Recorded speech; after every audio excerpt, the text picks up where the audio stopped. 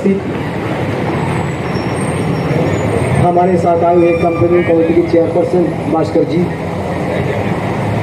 यहाँ पे इस मंच पर बैठी हुई है हमारे एनटीसीसी के सेक्रेटरी मारियम मैडम, हमारे बीच उपस्थित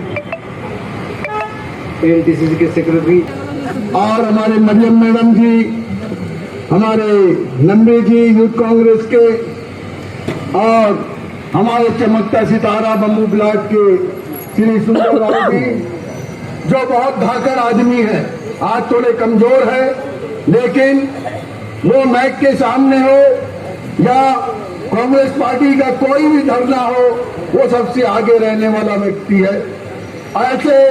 ऐसे लोग हमारे फिशरमैन के चेयरमैन श्री नारायण जी और हमारे सुंदरम जी, जो हमेशा ये सब काम में बढ़ चढ़ कर हिस्सा लेते हैं, और हमारे बहुत से हैं, मैं कांग्रेस में ऐसे हीरे हैं, मैं किन हीरों का नाम लूं।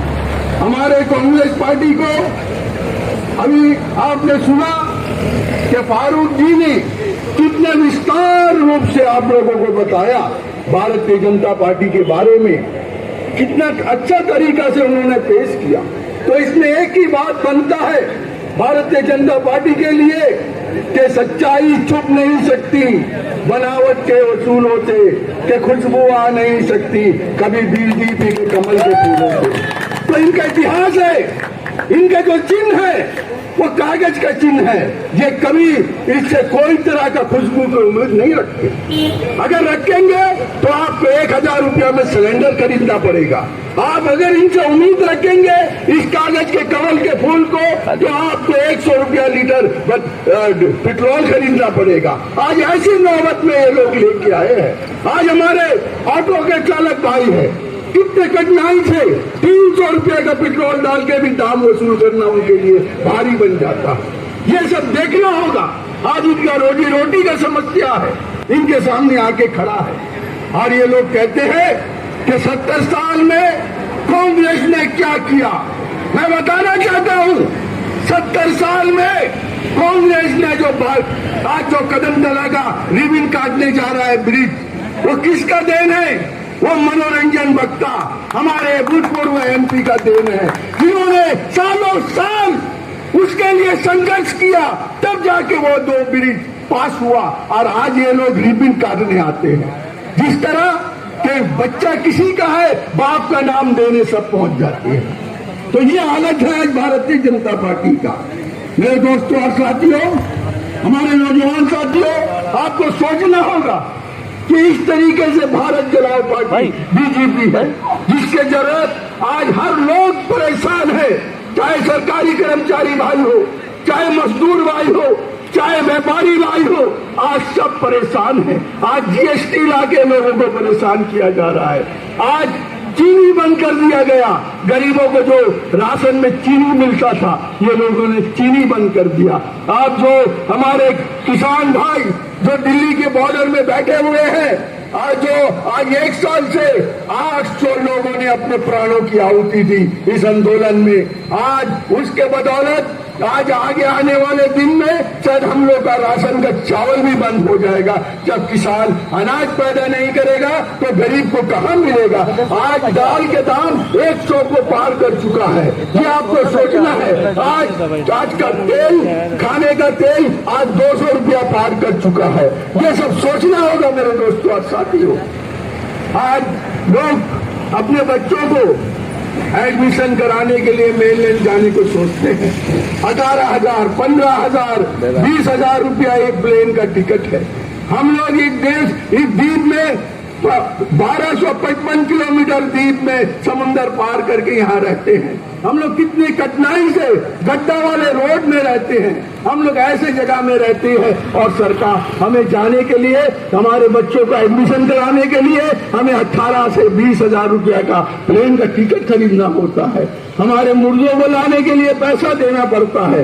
तो ये आप लोगों को सोचना है, ये ऐसी सरकार है ऐतिहासिक ग्राउंड में खड़े होकर प्रधानमंत्री ने ऐलान किया था कि हम जो है चाटम से बम्बू फ्लैट के लिए ब्रिज बनाने वाले हैं। उसके बाद नितिन गडकरी आए थे, रोड सर्विस ट्रांसपोर्ट मिनिस्टर, उन्होंने वादा किया था जब जब चुनाव आता है ये फरारगंज तहसील के लोगों को, ये बम्बू फ्लैट मल्लीगंज मनालगंज शोलबे रायतनियों के लोगों को झुंझुना पकड़ा देते हैं ये ब्रिज के नाम का। प्यारे साथियों, जब तक चुनाव का समय आता है ये बच्चों की तरह लॉलीपॉप पकड़ा देती है ये बम्बू फ्लैट ब्रिज के नाम पे।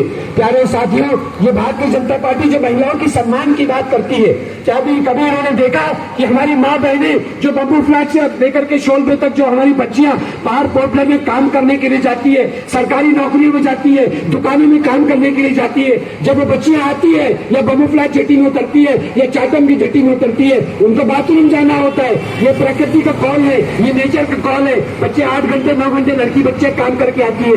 लड़कों का क्या है, लड़के तो किसी भी पेड़ के नीचे बैठ जाएंगे, किसी भी झाड़ के पीछे चले जाएंगे, किसी भी दुकान की आड़ पे चले जाएंगे, लेकिन हमारी माँ बहनें, हमारी लड़की बच्चियां ये कहाँ जाएंगी? प्यारे साथियों, आजादी के 72 साल के बाद में ये जो बीजेपी जो है ये दावा करती है सबका साथ सबका विकास, ये बीजेपी जो दावा करती है महिलाओं के सम्मान की, पिछले जो है 7 साल से ये ब्रिज को इन्होंने रुका करके रखा हुआ है। कांग्रेस पार्टी की डिमांड थी, माननीय हमारे स्वर्गीय मनोरंजन भट्टा जी की डिमांड थी इस ब्रिज को बनाने के लिए। अगर ये पिछले 7 साल में अगर बीजेपी की सरकार नहीं होती तो ये ब्रिज बनकर के तैयार हो गया था। आज के इस ऐतिहासिक मंच से, आज के इस धरना के मंच से मैं एक गुजारिश करना चाहूंगा प्रशासन से, जो लोग प्रशासन के नुमाइंदे यहाँ पे खड़े हुए हैं, ये जाकर के अपने आकाओं को ये जाकर के इत्तला कर दे, अपने आकाओं को जाकर के ये बता दे कि मल्लीगंज के इस जंक्शन के ऐतिहासिक जनसभा ने, ये अंडमान की जनता ने ये ऐलान किया है कि तुरंत से तुरंत हमें ये ब्रिज की दरकार है, हमें ये ब्रिज चाहिए। प्यारे साथियों, अब ये चुनावी झुंझुना नहीं होगा, अब ये चुनावी लॉलीपॉप नहीं होगा। आपको बीजेपी के लोगों को आपको सवाल करना होगा। आपके यहाँ का बम्बू फ्लैट का लड़का है विशाल जोगी, आपको उनको सवाल करना होगा कि आपने पिछले 7 साल से हमें चुनावी झुंझुना क्यों पकड़ा करके रखा, आपने हमें चुनावी लॉलीपॉप क्यों खिलवाया, आपने ब्रिज का काम क्यों नहीं शुरू करवाया। प्यारे साथियों, मैं एक बात पे और अपने वक्तव्य रख के मैं अपनी बात को समाप्त करूंगा। एक और मुद्दा है हमारी 17 सूची मांगों में, मैं वो भी आपके सामने लाना चाहूंगा कि भारतीय जनता पार्टी ने जिस तरह पिछले 7 सालों में लोकतांत्रिक संगठनों का गला घोटा है, लोकतांत्रिक जो मूल्यों का जो उन्होंने हनन किया है। प्यारे साथियों, आपने देखा होगा पश्चिम बंगाल के अंदर में लाखों के तादाद में कोरोना के केसेस है, तमिलनाडु में लाखों की तादाद में कोरोना के केसेस थे, दिल्ली के अंदर, पंजाब के अंदर, हरियाणा के अंदर, महाराष्ट्र के अंदर जहां हजारों लाखों की तादाद में कोरोना के केसेस है, वहां पे तो चुनाव हो गया। लेकिन अंडमान निकोबार द्वीप समूह में जहां पे 10, 12, 15 केसेस है, वहां पे चुनाव नहीं हो रहा। हमारी जो ब्यूरोक्रेटिक सेटअप है, हमारी जो चाहे चीफ सेक्रेटरी से लेकर जितने IAS अफसर हो, चाहे जितने धार्मिक अफसर हो, जितने अफसर हो, इनको मजा लग गया है। इन्होंने हमारे जो PRIs है, स्वर्गीय राजीव गांधी जी ने जो शुरू किया था सिस्टम, 3 टायर सिस्टम का, पंचायती राज सिस्टम का, कि ग्रास रूट लेवल से गाँव की तरफ से जो है सरकार चले, गाँव के नुमाइंदगी से सरकार चले, गाँव का प्रधान, गाँव का वार्ड मेंबर, पंचायत का मेंबर, समिति का मेंबर, जिला परिषद का मेंबर, बोर्ड काउंसिल के काउंसलर अपने अपने गांव का, अपने अपने बस्तियों का, अपने अपने वार्ड का नुमाइंदगी करे। कहाँ पे किसको सड़क चाहिए, किसको पानी चाहिए, किसको बिजली चाहिए, किसको फुटपाथ चाहिए, कहाँ अस्पताल चाहिए, कहाँ दवा चाहिए, कहाँ स्कूल चाहिए, इसकी नुमाइंदगी करने के लिए उन्होंने ग्रास रूट लेवल से सरकार चलाने के लिए एक सिस्टम शुरू किया था, 3 टायर पंचायती राज सिस्टम, पंचायत समिति, जिला परिषद और म्युनिसिपल काउंसिल का, ग्राम पंचायत का। उन्होंने पिछले 1.5 साल से हमारा जो चुनाव है उन्होंने करवाया नहीं, क्योंकि इनको मजा लग गया है बैक डोर से आईटी करना और बैक डोर से राज करने का इनको मजा लग गया है। आज मैं इस ऐतिहासिक मंच से ऐलान करना चाहूंगा, गुजारिश करना चाहूंगा, इल्तिजा करना चाहूंगा प्रशासन के लोगों से, जो लोग यहाँ पे खड़े हुए अधिकारी प्रशासन के, कि ये बात कांग्रेस पार्टी के मंच से प्रशासन तक पहुंचे कि अंडमान निकोबार द्वीप समूह की जनता तुरंत से तुरंत पंचायत का चुनाव चाहती है, तुरंत से तुरंत जिला परिषद समिति और पोर्ट ब्लेयर म्युनिसिपल काउंसिल का चुनाव चाहती है। प्यारे साथियों, ये आगे आने वाला दौर कांग्रेस पार्टी का दौर है। आपने देख लिया, एक बार जो है कहते ना कि काठ का हांडी बार बार नहीं चढ़ता। आदमी जो कहते हैं कि जो दूध का छाला छाछ को भी फूक फूक करके पीता है, जिस तरह हिंदुस्तान के लोगों को बेवकूफ बनाया गया 15 लाख रुपए के नाम पे, जिस तरह से 2 करोड़ लोगों के रोजगार के नाम पे, धर्म के नाम पे, मंदिर मस्जिद के नाम पे लोगों को बेवकूफ बना करके जो 7 साल सरकार चलाई।